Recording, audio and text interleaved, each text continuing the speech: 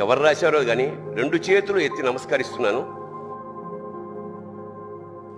అది చాలామంది వాట్సాప్లో వచ్చి ఉంటుంది. రాని వాళ్ళకి ఈ సందర్భం చాలా గొప్పది, నిజంగా హృదయాన్ని ద్రవింపజేసేది, సత్యం కూడాను.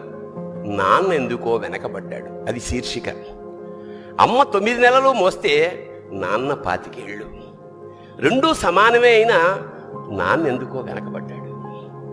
ఇంట్లో జీతం తీసుకోకుండా అమ్మ, తన జీతం అంతా ఇంటికే ఖర్చు పెడుతూ నాన్న, ఇద్దరి శ్రమ సమానమే అయినా అమ్మ కంటే నాన్న ఎందుకో వెనకబడ్డాడు.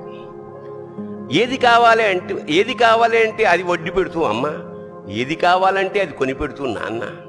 ఇద్దరి ప్రేమ సమానమే అయినా అమ్మకొచ్చిన పేరు ముందు నాన్న ఎందుకో బాగా వెనకబడ్డాడు.